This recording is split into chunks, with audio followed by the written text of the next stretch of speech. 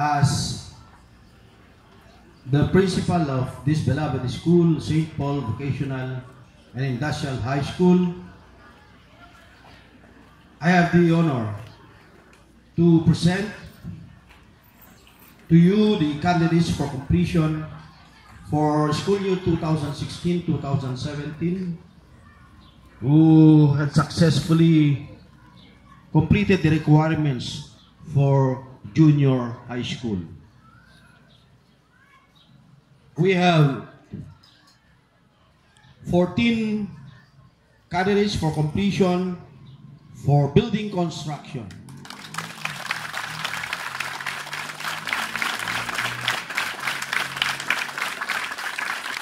We have 29 candidates for completion in cosmetology. We have 13 candidates for completion for drafting technology. We have 28 candidates for completion for dressmaking. We have 9 candidates for completion for electricity. 11 candidates for completion for electronics. 21 candidates for completion in foods technology. And 12 candidates for completion for shielded metal arc welding. Sir, the 137 candidates for completion for school year 2016-2017 for your confirmation.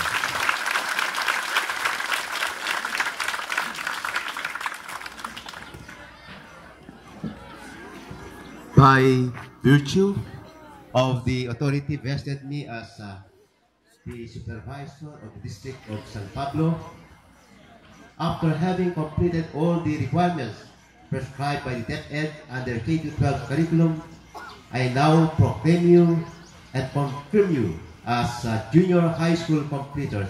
Congratulations. You can now have your seat. To our guest speaker for today's occasion, Architect Jeremy G. Dabo, and of course, the ever-supportive stakeholder in this humble locality, Attorney Jake Joaquin Telan. To my partner, always in the DepEd, si Sir Carito Gasingan. To the teachers, parents, friends, ladies and gentlemen, a pleasant morning. My task today is to give or to read with you the message of our beloved Secretary, the Secretary of Department of Education, Madam Leonor Bactolis Briones. My warmest greetings to the school officials, administrators, faculty members and advisors, teachers, parents and guardians of the graduates or completers of the school year 2016-2017 with the team sabay-sabay na hakbang tungo sa maunlad na kinabukasan.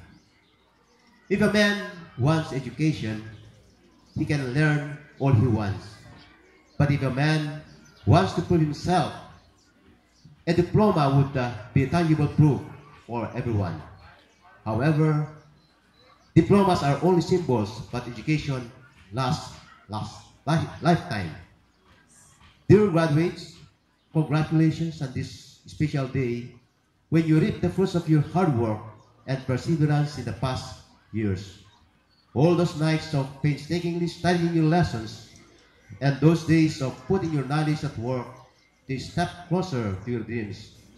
This is a day of commemoration of your achievements, a time to anticipate future opportunities, and a season to embrace and thank people who have helped you in one way or the other to reach this line. With all the knowledge, skills, and values you acquired, you have prepared yourself for life-changing endeavors and infinite possibilities. As journey through life, keep working hard because this is just the beginning of many challenges as well as future successes.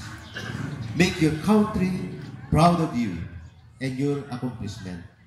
Your mentors are confident that you will continue living up to become citizens of character and lofty ideals, and whose critical thinking and competency will take the country to path of global competitiveness and recognition.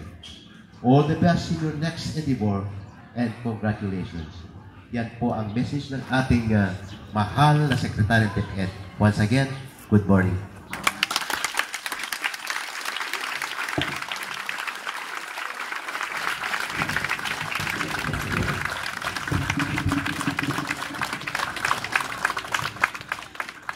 Thank you, Dr. Oliver